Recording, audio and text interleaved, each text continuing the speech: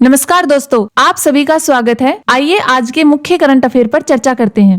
पाकिस्तान के 24वें प्रधानमंत्री बने शहबाज शरीफ। इनकी पार्टी है PMLN। इन्होंने पाकिस्तानी पार्लियामेंट में अपना बहुमत साबित किया है। इनको पाकिस्तान के राष्ट्रपति आरिफ अलवी ने पद और गोपनीयता की शपथ दिलाई है।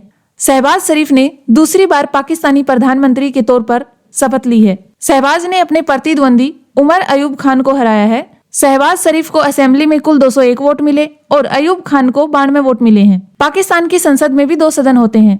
निचले सदन को नेशनल असेंबली या कौमी असेंबली कहा जाता है तथा उच्च सदन को सीनेट कहते हैं।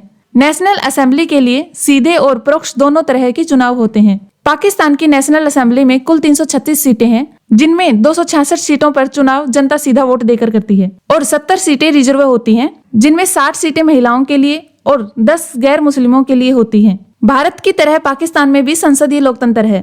इनके यहाँ नेशनल असेंबली के सदस्य PM चुनते हैं। पाकिस्तान में भी वोट देने का अधिकार 18 वर्ष से ऊपर के लोगों को ही है। पाकिस्तान में 4 सूबे हैं, जिनमें सीटों का बंटवारा इस प्रकार है।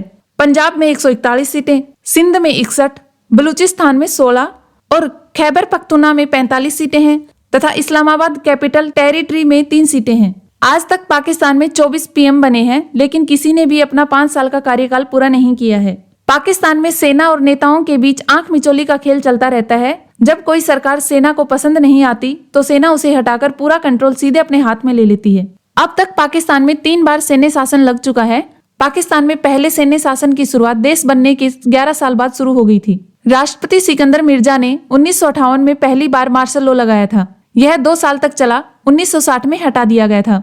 दूसरी बार सन 1969 में लगा था। 5 जुलाई 1977 में जनरल जिया उल हक ने पाकिस्तान में मार्शल लॉ लागू किया। इसने जुल्फिकार अली भुट्टो की पार्टी के लोगों को गिरफ्तार कर नेशनल असेंबली को भंग कर दिया था। 12 अक्टूबर 1999 को तत्कालीन प्रधानमंत्री नवाज शरीफ की सरकार भंग कर दी और जनरल परवेज मुशर्रफ ने सत्ता अपने हाथों में ले ली थी। अब हम पढ़ते हैं कि किन किन देशों में मार्शल लॉ लग चुका है। ऑस्ट्रेलिया, कनाडा, चीन, ईरान, अमेरिका जैसे देशों में भी मार्शल लॉ लगा है। मार्शल लॉ क्या होता है? किसी भी देश की सरकार द्वारा बनाई गई ऐसी कानून व्यवस्था है जिसमें सेना को विशेष परिस्थितियों में क्षेत्र, शासन और नियंत्रण करने का अधिकार है। ऐसे समय में कोई सरकार नहीं होती, सिर्फ सेना का शासन चलता है। मार्शल लॉ कब लगाया जाता है? जब देश किसी भी प्रकार की इमरजेंसी से निपटने में असफल हो जाए तो सेना इससे निपटने के लिए शासन अपने हाथों में ले लेती है। इसमें नागरिकों के अधिकार प्रभावित होते हैं। किसी भी राजनीतिक दल को सभा करने का अधिकार नहीं रहता। इसके अलावा सिविल लॉ पर रोक लग जाती है। कोर्ट भी बंद हो जाते हैं। सिर्फ सेना का शासन और सेना का कोर्ट चलता है। भारत में अब तक कभी भी मार्शल लॉ नहीं लगा है। इंदिरा गांधी के कार्यकाल के दौरान नेशनल इमरजेंसी या राष्ट्रीय आपातकाल लगाया गया था। भारत के संविधान में मार्शल लॉ के विशिष्ट प्रावधान नहीं है। यदि भारत कानून की व्यवस्था पूरी तरह प्रभावित हो रही हो या भंग हो रही हो तो उस वक्त मार्शल लॉ लगाया जा सकता है। लेकिन अगर बाहर से अटैक हो रहा हो, युद्ध, बाहरी आक्रामकता या सशस्त्र विद्रोह हो, तब आपातकाल लगाया जा सकता है। वीडियो लाइक करें, कमेंट करें, ज्यादा से ज्यादा शेयर करें। धन्यवाद।